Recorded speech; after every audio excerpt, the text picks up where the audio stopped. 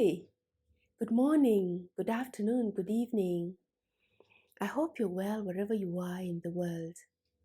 I am, and today I feel nudged to share with you a reading from Mark Nepo's book, The Book of Awakening.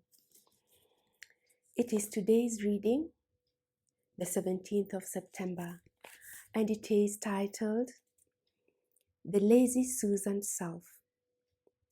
The God in us is not a half presence. There is no screening who we are.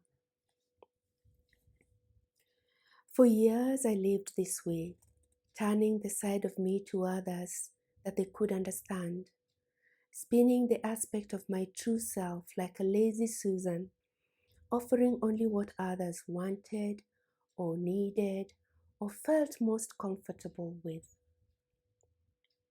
I became very good at this, could spin in a crowd of loved ones, accommodating many needs at once. I came to believe that I was being selfless, an agile listener, reliable and giving. I thought I had found a way to be both who I am and considerate. What I didn't realize was that more and more of who I truly am was being hidden, and that showing only the part of me that others found acceptable was not being true to myself.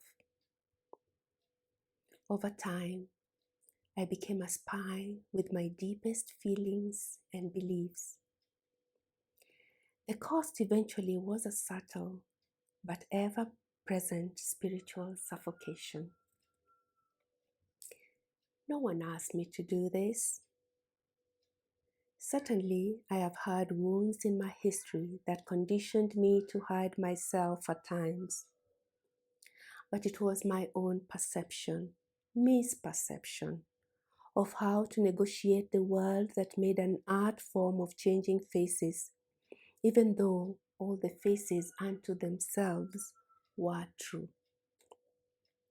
Fear of conflict, fear of rejection, fear of not being loved, fear of showing what I believed no one else could possibly understand, a lack of trust and faith that the flower inside me could survive the elements out there.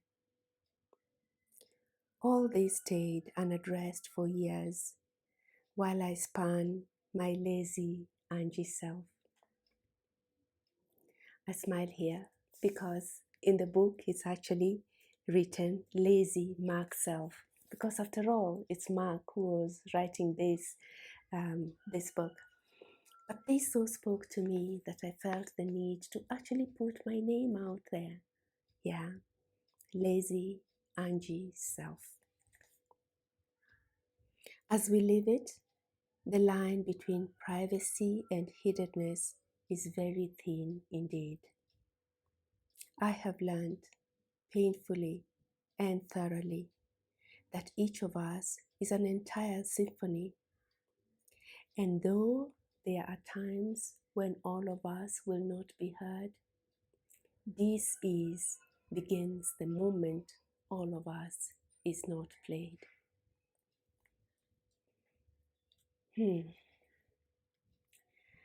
That last sentence again really speaks to me, that I am an entire symphony, a full orchestra with many instruments, the soft ones like the violins and the flute, the melodious ones like the clarinet and the trumpet, even the boring ones like the horn, or the thunderous ones like the drums. All these play a tune, important tunes that are part and parcel of the symphony that is Angie. And when I disallow any of these tunes to be played, then I'm not whole, then I'm not full, I'm not complete. And this results to an uneasiness, I am not easy. I don't feel at ease. And when I don't feel at ease, possibilities of dis-ease can begin to manifest itself. Wow, that is so profound. I choose not to make this description into a prescription.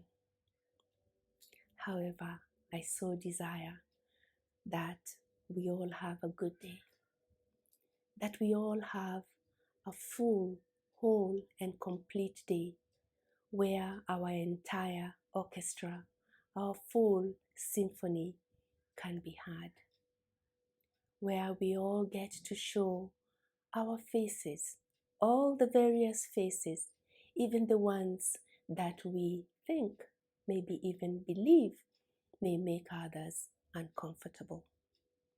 We really get to be our true self, fully and joyously alive. Thank you for listening to me. Bye for now.